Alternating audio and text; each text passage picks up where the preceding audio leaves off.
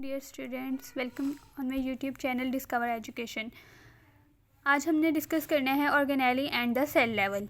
ये बात हम डिस्कस कर चुके हैं कि atom combine to form molecule and then molecule combine to form organelle and cell level.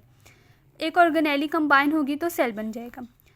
अब different and enormous number of micro and macro molecules arrange themselves in a particular way to form cells and there organelles. अब micro और macro molecules जो हमने पीछे discuss किया था कि molecule जो है वो on the basis of their size and weight micro और मैक्रो मॉलिक्यूल्स में डिवाइड होते हैं। अब ये माइक्रो और मैक्रो मॉलिक्यूल्स जो हैं वो अरेंज करते हैं अपने आप को एक ख़ास वे में और सेल बनाते हैं और उनके ऑर्गेनेलीज बनाते हैं। In case of simple organism like bacteria and most protist the entire organism consist of single cell. अब हम जानते हैं कि बहुत से ऑर्गेनिजम्स जो हैं वो यूनिसेल्युलर भी हैं, बाइसेल्युलर भी हैं, मल्टीसेल्युलर भी हैं। अब देखें सिंपल ऑर्गेनिजम्स जो हैं जिसमें हम बैक्टीरिया की बात करते हैं, प्रोटिस्ट की बात करते हैं, ये एक सिंगल सेल पर मुश्तमिल होते हैं। इनको हम यूनिसेल्युलर भी कह सकते हैं। जैसे कि अमेबा ले लें आप, ये भी यूनिसेल्युलर ऑर्गेनिज्म है।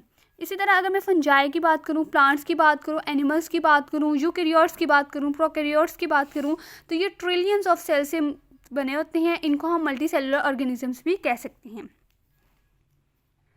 अब हमारी बॉडी में बहुत सी ऑर्गेनेलीज हैं जिनमें आप गोल्जी ऑपरेटर्स कह सकते हैं, माइटोकॉन्ड्रिया कह सकते हैं, एंडोप्लाज्मिक रेटिकुलम, राइबोसोम जो हैं, ये सारी की सारी ऑर्गेनेलीज हैं हमारी बॉडी के अंदर। अब देखें गोल्जी कॉम्प्लेक्स को हम पोस्ट ऑफिस भी कह सकते हैं, मतलब कि जो सिक्रीशंस जो हैं वो लाइसोसोम जो है वो सिक्रीशन जो बनाता है उनको पोस्ट कौन करता है, वो गोल्जी कॉम्प्लेक्स का काम है। फिर एंडोप्लाज्मिक रेटिकुलम के दो पार्ट्स हैं जिसमें हमने स्मूथ एंडोप्लाज्मिक रेटिकुलम भी पढ़ा था, रफ एंडोप्लाज्मिक रेटिकुलम भी पढ़ा था। स्मूथ एंडोप्लाज्मिक रेटिकुलम जो है वो मेटाबॉलिज्म ऑफ में मदद करता है। इसके अलावा जो रफ एंडोप्लाज्मिक रेटिकुलम है वो प्रोटीन की सिंथेसिस में अपना वाइटल रोल प्ले करता है। इसी तरह राइबोसोम के दो सब यूनिट थे, एक लार्जर सब यूनिट था, एक स्मॉलर सब यूनिट था। ये फैक्ट्री ऑफ प्रोटीन है, प्रोटीन सिंथेसिस करती है। ये हम सब जो है इनके स्ट्रक्चर और फंक्शंस जो हैं वो 9th और 10th में हम पढ़ चुके हैं। इसका मतलब ये बात क्लियर हो गई है कि जो ऑर्गेनेलीज जो हैं वो मिलकर अपना एक स्पेशलाइज्ड स्ट्रक्चर बनाती हैं जो हमारी बॉडी में एक अपना वाइटल फंक्शन जो है वो परफॉर्म करती हैं। अब ये बात देखी जाए तो इन ऑर्गेनेलीज का अपना अपना काम है, ये दूसरे के काम में इंटरफेयर नहीं करती, मतलब कि डिवीजन ऑफ लेबर के प्रिंसिपल पर डिपेंड करती हैं ये। अब प्रोकैरियोट्स जो हैं वो लिमिटेड नंबर होती हैं उनके अंदर ऑर्गेनेलीज। जैसे कि प्रोकैरियोट्स की बात करूँ तो उनके अंदर न्यूक्लियस नहीं होता। इसी तरह यूकैरियोट्स की बात करूँ तो उनके अंदर लातादाद ऑर्गेनेलीज हैं। जैसे कि आप कह सकते हैं न्यूक्लियस भी है उनके पास, माइटोकॉन्ड्रिया भी है, गोल्जी ऑपरेटर्स भी है।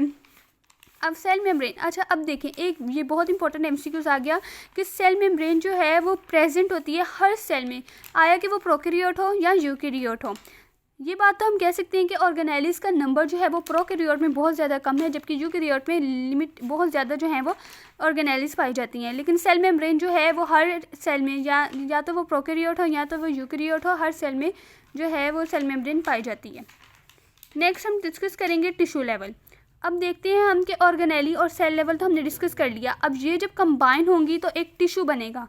टिश्यू क्या होते हैं? लूज शीट्स और बंडल्स होते हैं सेल्स के, ऑर्गेनेलीज के, जो अपने आप को एक सिमिलर फंक्शन, एक सिमिलर वे, एक बहुत ही खूबसूरत पैटर्न में अपने आप को अरेंज करते हैं और एक सिमिलर फंक्शन को परफॉर्म करते हैं। इनको हम टिश्यूज़ कहते हैं।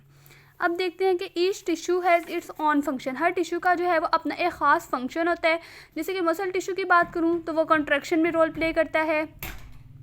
एक ऑर्गेनिज्म के अंदर हर टिश्यू का जो है वो एक पार्टिकुलर फंक्शन है और वो अपने ही पार्टिकुलर फंक्शन को परफॉर्म करता है।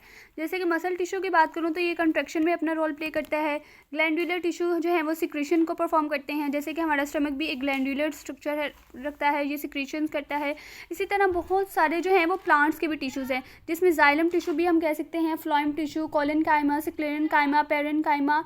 इसी तरह एनिमल्स के अंदर बहुत सारे, इसी तरह एक एनिमल की बॉडी में भी बहुत सारे जो हैं वो मसल्स आप कह सकते हैं, टिश्यूज़ जो हैं वो काम करते हैं। जैसे कि आप बोन्स कह सकते हैं, ब्लड कह लें, स्किन कह लें, नर्व्स कह लें, स्केलेटल टिश्यू कह लें, कार्डिक टिश्यू कह लें, स्मूथ टिश्यू कह लें। अब स्केलेटल मसल्स का हमें तो पता है कि ये क्या करते हैं, अटैच करते हैं बोन के साथ, कॉन्ट्रैक्शन में अपना वाइटल रोल जो है वो प्ले करते हैं। इसी तरह कार्डिक मसल्स जो होते हैं वो हमारे हार्ट के मसल्स होते हैं। स्मूथ मसल्स जो होते हैं वो हमारे जैसे कि लंग्स में आते हैं, हमारे स्टमक वगैरह में आते हैं। इसी तरह प्लांट्स के भी बहुत सारे जो हैं वो टिश्यूज़ हैं। जैसे कि कंडक्ट करना हो वाटर तो हम जाइलम का नाम लेते हैं, अगर फूड का हो तो हम फ्लोएम का नाम लेते हैं। इसी तरह प्रोटीन को ट्रांसपोर्टेशन में, सिक्रेशन में जो है वो प्लांट्स के टिश्यूज़ भी अपना अहम रोल प्ले करते हैं।